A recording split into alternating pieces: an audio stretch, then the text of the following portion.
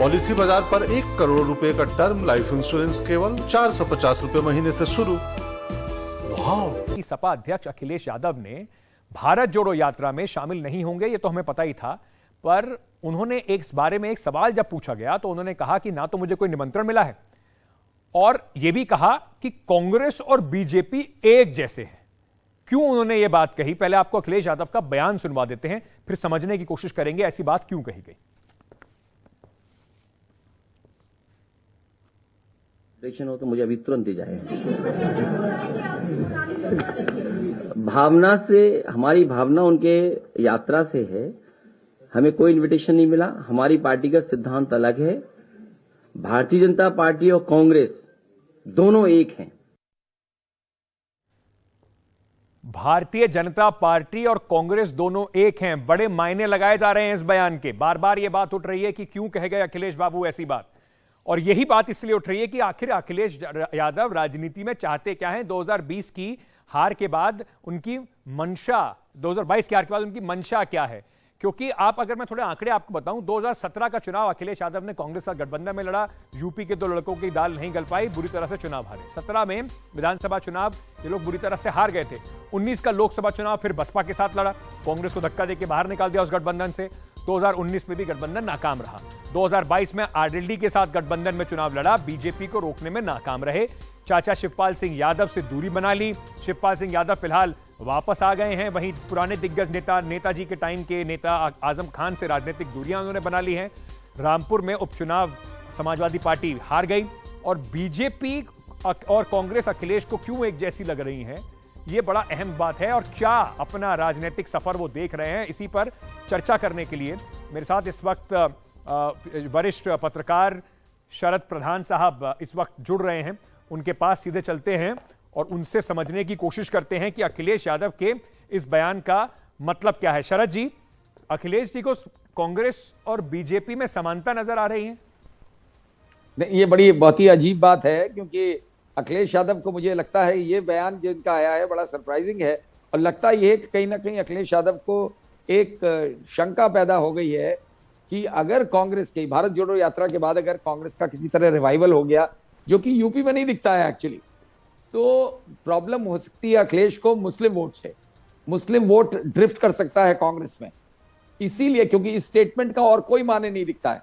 अखिलेश यादव ने जिस तरह की मुस्लिम इश्यूज पे अपने आप को कतरा रहे थे उससे बोलने से, कहीं चाहे वो बिल्किस बानो का मामला हो, चाहे और बुलडोजर वाले तमाम मामले हैं, किसी मामले में अखिलेश यादव मुखर नहीं हो रहे थे, बड़ी चुप्पी साधे हुए थे। उससे मुस्लिम्स में काफी समाजवादी पार्टी से नाराजगी पैदा हो रही जी।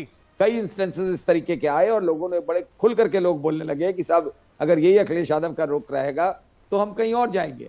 और इसी दौरान बीजेपी ने टैप करना शुरू किया मुस्लिम वोट को, पसमांडा मुस्लिम्स के नाम पे, आपको पता है। बिल्कुल। तो ये जो अखिलेश यादव का स्टेटमेंट है, साफ साफ दिखता है कि अखिलेश यादव को अंदर अंदर एक खतरा पैदा हो गया है, क्योंकि अपने ही हरकत की वजह से अगर मुस्लिम वोट ड्रिफ्ट करता है तो सबसे पहले कहां जाएगा। तो अभी तक कांग्रेस की कोई हैसियत नहीं थी। अगर कांग्रेस का रिवाइवल होता है, जो अभी मैं आपसे कह रहा हूं, अभी यूपी में नहीं दिखता है, और अगर होता है तो काफी पॉसिबिलिटी है कि मुस्लिम वोट उधर ड्रिफ्ट कर जाए। इसी वजह से अखिलेश यादव आगाह करना चाहते हैं कि देखो बीजेपी और कांग्रेस एक है, जबकि कोई लॉजिक नहीं है इसमें। कोई लॉजिक इसका है नहीं, क्योंकि 2024 से पहले शरद जी, अगर अब अगली बड़ी लड़ाई 2024 का देश का चुनाव है, जनरल इलेक्शन है, उसमें अगर या तो ऐसा तो हो नहीं सकता कि कांग्रेस के बिना कोई विपक्ष की एक बड़ी एकता या बड़ा प्लेटफॉर्म बन जाए जो बीजेपी को ऑल इंडिया लेवल पे चैलेंज दे पाए।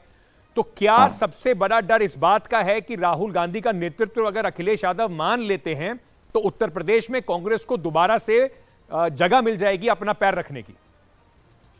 नहीं, देखिए, ये नहीं, कांग्रेस को तो जगह मैं बता रहा हूं 90% इस वजह से मिलेगी कि अखिलेश यादव क्वाइट है मुस्लिम इश्यूज पे, और मुस्लिम्स ऑलरेडी ढूंढ रहे हैं कोई जरिया। यहां तक हुआ है पिछले इलेक्शन, ये बाई इलेक्शंस में कई जगह प्रूव हो चुका है कि एक स्मॉल परसेंटेज ऑफ मुस्लिम्स ने उसे वोट किया है, बीजेपी तक। तो ऐसी स्थिति में अखिलेश यादव को सबसे ज्यादा खतरा इस बात का है। और ये बात सही है भाई, अल्टीमेटली इसमें ये कहीं से नहीं देखा जा सकता कि अखिलेश यादव इतने महत्वाकांक्षी हो गए कि उन्हें नेशनल लीडरशिप उनको मिल जाएगी, ऐसा तो नहीं होने वाला है।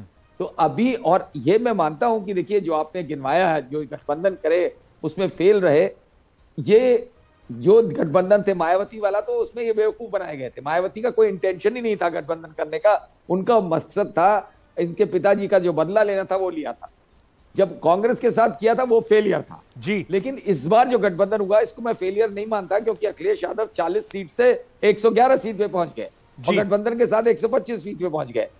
तो वो तो अब अखिलेश यादव सोचते हैं कि भाई मुझे सरकार बना लेनी चाहिए थी, लेकिन वो इतने से खुश नहीं है कि जहां थे उससे 2.5 टाइम्स से ज्यादा, ऑलमोस्ट 3 टाइम्स से पहुंच गए। बिल्कुल। तो वो तो गेन किया ही, तो अकेले तो नहीं कर सकते कुछ भी।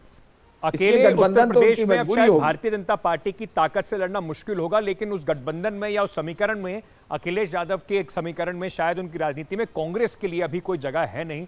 बहुत बहुत शुक्रिया शरद जी हमारे साथ जुड़ने के लिए और ये हमें समझाने के लिए।